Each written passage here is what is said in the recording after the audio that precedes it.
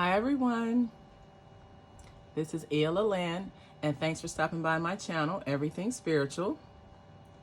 This is a channel where I provide spirit-guided, intuitive tarot and oracle card readings, as well as informational videos of a spiritual nature. Today I'm going to do my April 12th astrology house reading for the sign of Sagittarius. Sagittarius dates are November 22nd through December 21st. Sagittarius is ruled by Jupiter. The sign is a mutable sign. It's a fire element and it has a positive polarity. So let's get started.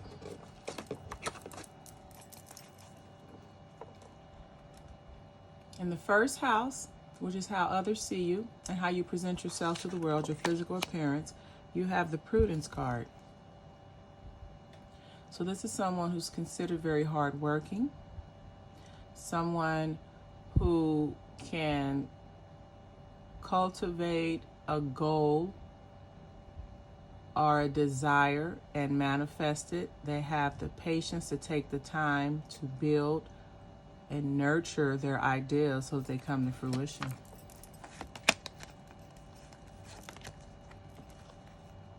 Now this card can refer to someone being a student, or maybe you're someone that's considered, you're in the phase of learning right now.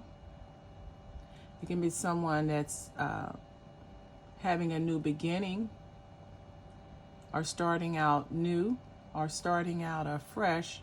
And then this person is also very lucky. So you're considered a hard worker, you're considered an innocent, wholesome, trustworthy, hard worker or planner, and you're very fortunate. Things come to you, you're very lucky, and you love what you're doing. So that's how people see you. Now, as far as your second house goes, this is your earning abilities and your values, your self-worth and talents. So here we have the Death card.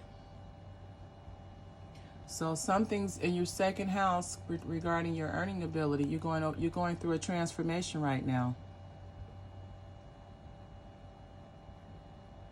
This could be a transformation. Maybe you're changing jobs or careers because you've had difficulty.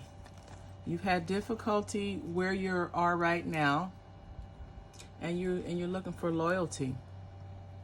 So in someone's second house, a Sagittarius, they're viewed as someone who's transformed. Maybe you were in a position where you weren't able to have earning potential, but now since you've gone through this transformation, you've removed whatever it was that was causing the block, and you've also gone through some suffering, some setbacks, some difficulties when it comes to your earnings, but you're faithful. You don't quit or give up because you're a rider.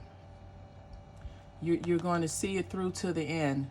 So you're looked upon as someone who, although you may struggle financially, you always find your way, and you've transformed or reinvented yourself when it comes to your finances, and you're looked upon as someone that can get it done.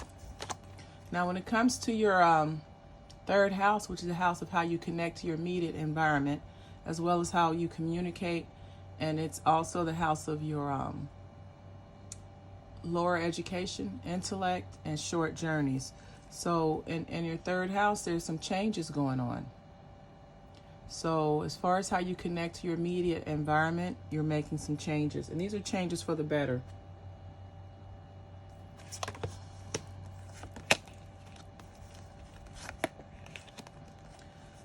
You may be going on a short journey in the near future. You may be taking a trip. The changes you're also making in your immediate environment could be your home life or your work life or your social friends. You could be distancing yourself from some people because they're bad for you. They're toxic, they're backstabbing, they're sneaky, deceitful, and treacherous. Yeah, and then you have the Mice card. So this is all about Someone in your immediate environment is not on your side. They're working against you. They're backstabbing you. And you want to put some distance between you and that person. That's the change. Your fourth house is the house of your emotional home, your nurturing. It's where your family roots are, your foundation, your support system. So here you have the Empress. So this is telling me that you have a really great support system. This could be from a mother or a mother-like figure or a wife, but there's a feminine energy that's in your life, in your emotional support system that's very loving and nurturing. This person helps you stay balanced. It helps your inner spirit or energy, which can be considered your subconscious. It helps it balance with the conscious mind. This is a very wise person that you have in your family. And this tree can represent ancestral energy. So this can be like the matriarch of the family that provides you this love and support and nurturing. And now we have the Coffin card. What's coming to an end? Okay, communication.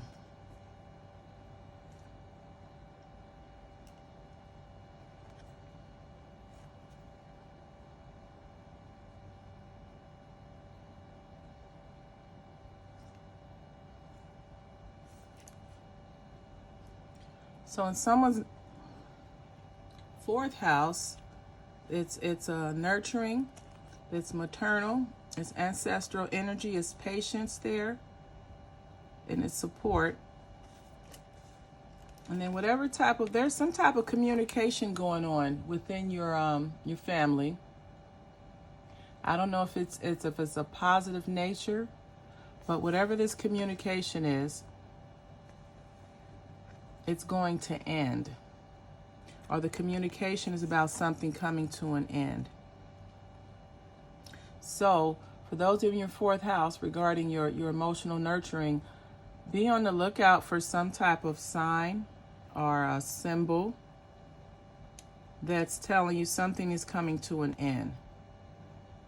Something in your emotional nurturing is going to change.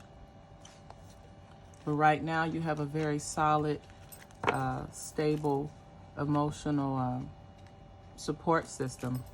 The fifth house is a house of short-term relationships.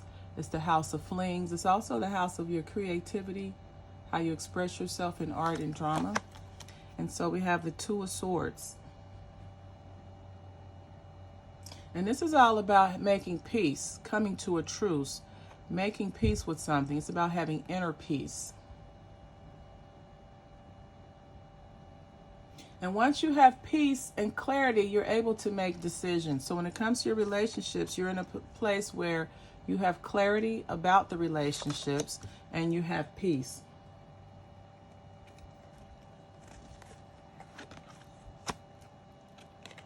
Now we have the 12, which is the Birds card. This is just communication. So you've been talking about it, and you've even written communications, or you've had communications about the peace. So you've made it known on different levels or platforms that when you're looking at dating, you want to date someone that you're compatible with, someone who brings calm and peace into your life and doesn't add chaos and confusion. You see, you don't want this. That's why you're at a position right now where you're at a truce, you're at a stalemate. You know what you want and you're not compromising that. And the purpose is so you can get rid of deceitful, deceptive, sneaky people that you may used to date, or people that you would get involved with that did not have your best interests at heart. So you're in the process of you've changed that. You've come to a place of clarity and acceptance to where you know you don't want that anymore. The sixth house is a house of work, health, and service. It's your how you give back to society and what type of work or how you feel about the work that you do. So we have the Queen of Swords.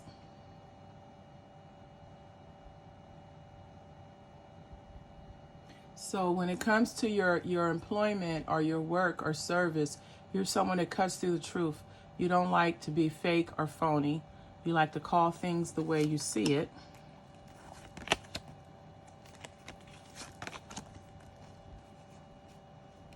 And it looks like you may do something or have a career or your service where it involves traveling, or maybe you help people to travel.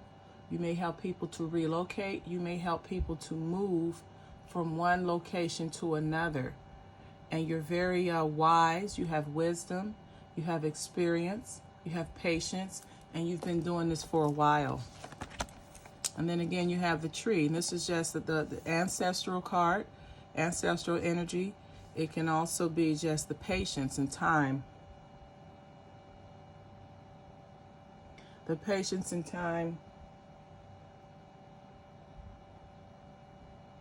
that is needed for you to grow. You've grown into the position that you have. You have experience in it. You've done it a while.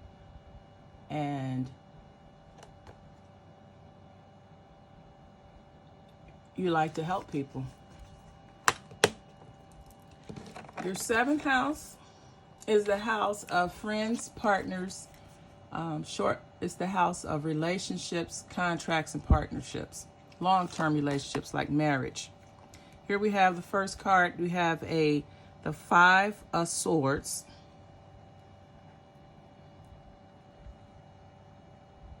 So this is saying that when it comes to your relationship, Sagittarius, there's some loss, or you've suffered some type of loss, or you've had a painful situation here recently when it comes to relationships. Now let's see if we can see what's going on.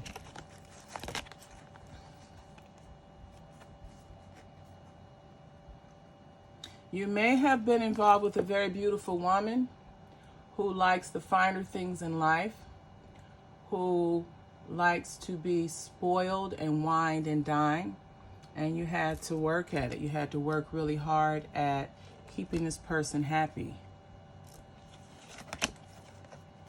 And you have hope that everything is going to work out. You have your fingers crossed that everything is going to work out. But right now, as you go through the relationship, you're not happy. It's imbalanced. You're giving more than you're receiving. When it comes, the next house we have is the 8th house, which is the house of secrets and occult power. It's where you connect spiritually with the universe. It's the house of sexual activities and relationships, and also the house of shared assets. And so we have the Tower as the first card.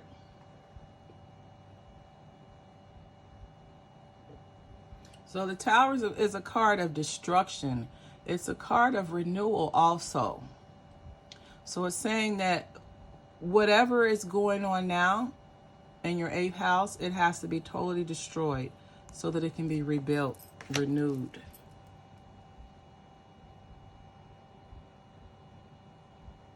So you're basically in the middle of a transformation process. You're changing, you see. And you could be changing for this reason. Maybe you were a sneaky, conniving, self-centered, untrustworthy person. And now you want to remove that. You want to change that behavior. You want to remove that from your life. You see, because it was an obstacle, it was a problem. It was creating problems. Your behavior was creating problems. And this is your Tower moment. You have a chance or an opportunity to reinvent yourself for the better with your relationship.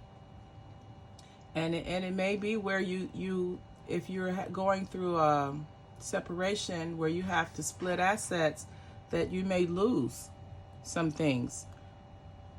But in the end, you will win. It's just a temporary setback. The ninth house is the house of higher mindedness. It's the house of your intellectual framework, your expanded consciousness. It's also the house of distant travel, philosophy, religion, and teaching and higher education. So here we have the Princess of Disc.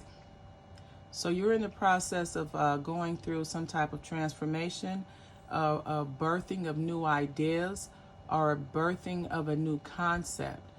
Or you could be going through a higher level of spiritual consciousness at this time. And you have the Key. This means you've had a revelation, an openness. You found the solution to something that you have been looking for. And you love it. You can connect and identify with it.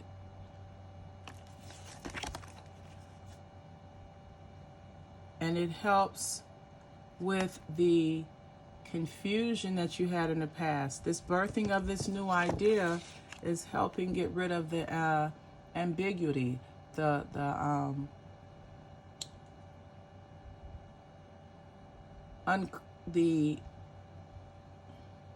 unclearness. That's a word. Things were unclear to you in the past. They were hard to grasp. There was no clarity. But by you going through this renewal process, a rebirthing, so to say, you're able to overcome this. You found the solution, the key to the confusion, to the uncertainty. And of course you love it because it's changing your life. The 10th house is the house of your career, reputation, and professional achievements. And here we have the Magus, the magician.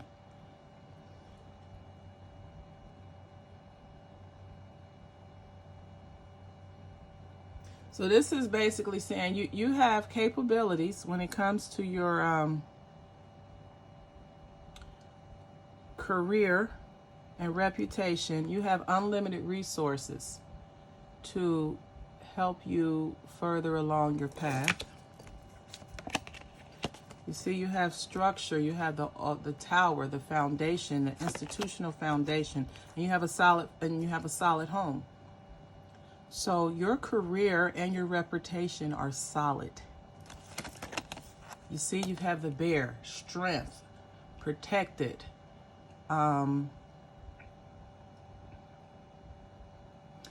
devotion, devoted. So this is someone who in their 10th house, they have an excellent career. Their reputation is impeccable, and their professional achievements are great. The 11th house is a house of joint activities and like-minded people. It's your social life and your friends. And we have the 3 of Wands here. And this is saying that your friends, first of all, you're a person of impeccable character, and so are your friends. You hang out with people that are honest, they have self-confidence, and they don't compromise, and they're action-oriented. This could be a male who's very strong and determined.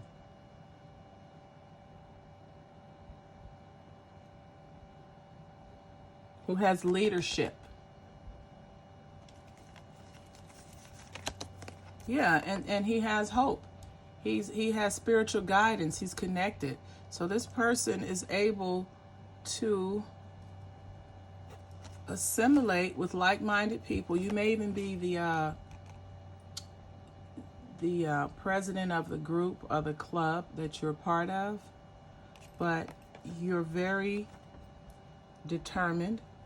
You're a man of virtue and character, and you're a protector, and you oversee the activities in a very dominant way, and you have hope that things will continue to go in the way that they're going. That things will continue to go well.